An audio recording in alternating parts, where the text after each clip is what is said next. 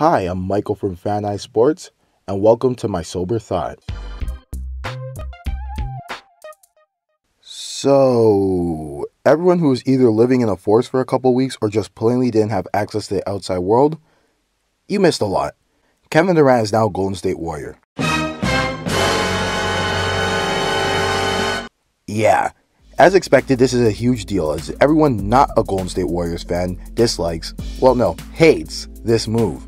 Let me just say as an aside that burning jerseys is not only burning money, but bad for the environment. So when the Ice Age happens, I told you so.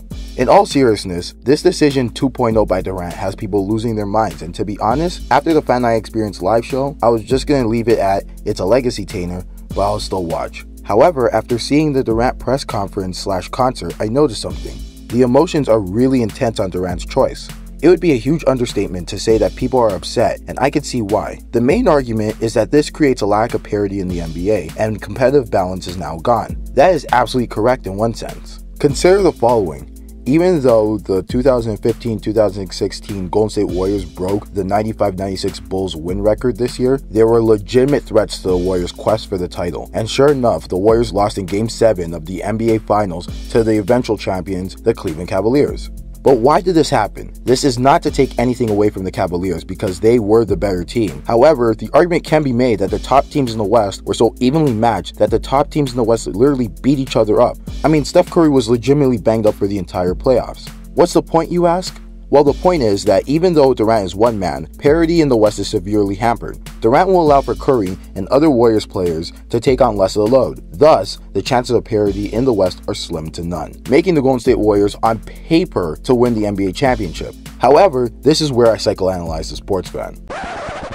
What if I were to tell you that the 2010s probably saw the most parity in the NBA? The NBA in the 80s saw two super teams, the Lakers and the Celtics. Sure, the Pistons and the 76ers were good, but the Lakers and the Celtics were armed with immense talent. From 1980 to 1989, the Celtics and the Lakers won the Larry O'Brien Trophy a combined 8 times. 8! In the 90s, the Bulls had 2 three-peats, and honestly, if it wasn't for Jordan retiring for all of the 94 season, most of the 95 season, and not to mention the actual retirement in the 98 season, and the lockout for half of the 99 season, the Bulls probably would have won for 9 straight years. Here's the best part. The same fans who are complaining about the lack of competitive balance now were the same people who romanticized the 80s and 90s era of the NBA.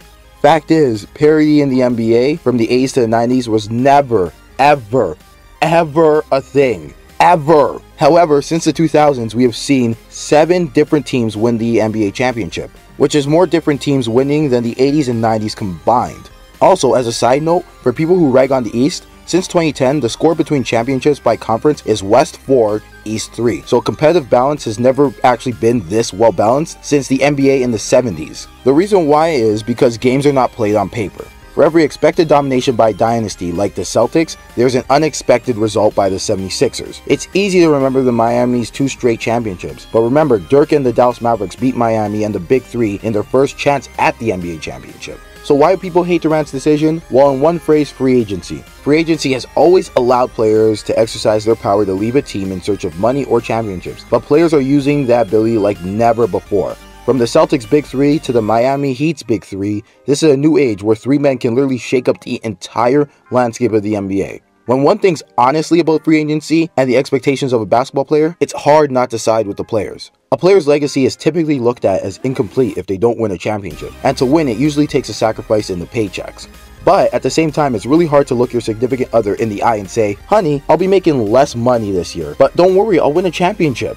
And that juxtaposition is stressful. Add to the fact that many owners do not care about championships, lowball their player salaries, do not seek out good players for their star to play with, or all three, and it's no wonder why Kevin Durant went to a team like the Warriors. Teams like the Warriors care about winning, and will compensate their players justly to do so. Players are well within their rights to leave a terrible situation to win. To be honest, pre-salary cap era teams like the Lakers and Celtics were willing to spend any amount of money to keep players around, and while the money was obviously much more now than back then, contextually, it was much more of a sacrifice for an owner back then. That's what Kevin Durant wants. He wants to go to a situation where an owner cares and has the power to do so. This is what scares people. Power, not competitiveness, not parity, but the players' power to say screw the status quo. For owners, it means that their grasp on their little moneymakers is slowly slipping away, and for fans, it means that they do not get to enjoy the benefits of having a talent on their, quote, small city team, unquote. Honestly, all sides have a point, especially the fans. For example, look at Cleveland. Relatively small city, and usually the butt end of your city sucks jokes, but they have LeBron and he just got him a championship. That's gotta feel good for a city on some level, and it doesn't come around a lot for a team not named the Los Angeles Lakers. Hell, if you're unlucky, your city might not have it happen at all. But the whole issue of Durant, LeBron, and even the Celtics' Big Three is about the power struggle between the owners, fans, and players. And each side is allowed to seize that power however they can, because that's the way the system willed it. Therefore, do not fault Kevin Durant for his use of the power that fans and owners want so dearly. But you can fault Durant for something on a much more fundamental level. When one gets a job, they want to be the best they can be at it, and when they do not want to, they get criticized. That goes from sweeping the floor at an amusement park, to working retail at a store, to being an NBA basketball player. People have this nature of wanting to do their best and criticizing people for not wanting that for themselves. Basketball is no different. Barkley never went to a team wanting to take a back seat when he realized he was one of the best players in the league.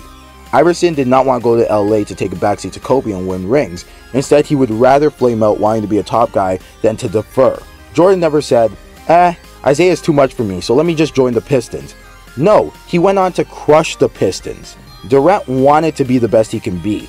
This is evident in his accomplishments. A former MVP, and he even made it to the finals once. However, when he decided to join the Warriors, he forfeited his chance to be the best he can be. And that is one of the best players of this generation. He just lost the Warriors and literally said, I can't beat them, so I'll join them. That Golden State Warriors blue and gold might as well have been NWO black and white, because Durant immediately became a villain, and justifiably so. In the process of him trying to win championships, Durant sold his chance at a legacy, and sold his willingness to have a competitive attitude. Now he'll be looked at as Steph Curry's number 2, and I'm 99% sure that was not his goal. Even if the Golden State Warriors becomes Durant's team, it'll still hurt his legacy tremendously, because by doing this, he is saying it's okay to give in to a challenge. He is saying it's okay to not want to be the best one can be, and above all, he is saying it's okay to give up.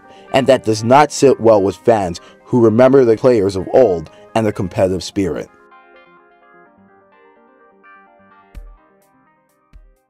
So that's the video, guys. If you like what you saw and you want more on the way, please subscribe. It's our livelihood.